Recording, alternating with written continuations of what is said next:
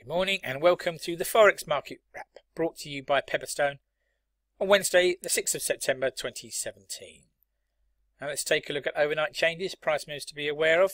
Just want to focus on three items this morning. First of all, cable testing above 130, dollar yen trading below 109, and Bitcoin rebounding back above $4,500 per coin after that sharp fall seen earlier in the week.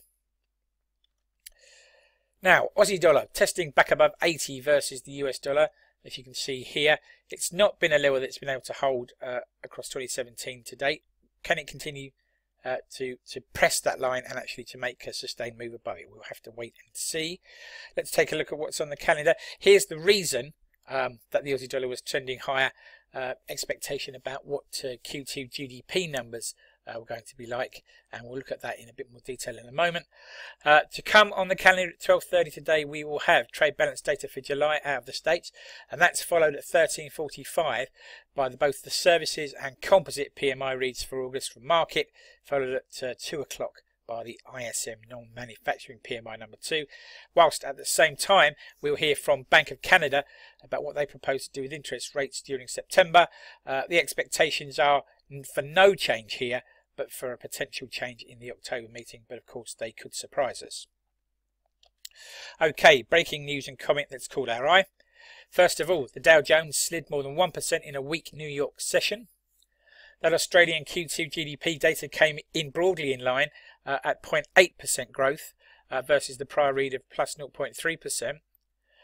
Second round talks over the NAFTA trade agreement have concluded in Mexico with little progress reported by either side. And staying in North America, a $20 billion 4-week T-bill auction in the US saw very low demand and bids for higher yields ahead of a budget and debt ceiling debate in Washington. And what that is telling us, if I can say that, is that US investors are nervous about those two debates and the possibility of a government shutdown and short-term defaults. Right, food for thought, something to take away with you into the trading day. And why not think about this? Japan's labour market is amongst the tightest in the world. That is, that there are more job vacancies than people to fill them. Yet even here, wages are not rising, as July's 0.3% fall in cash earnings shows. And you can see the downtrend in unemployment in Japan. And yet here in this light blue line, we can see that wages are tailing off once more. It says a lot about the modern world and the challenges that face the Bank of Japan in reflating the economy. Right, thank you for your time today. Please take a moment to read this risk warning. Trading CFDs and FX on margin can be a risky business. If you're in any doubt about those risks, please contact your Pepperstone account representative.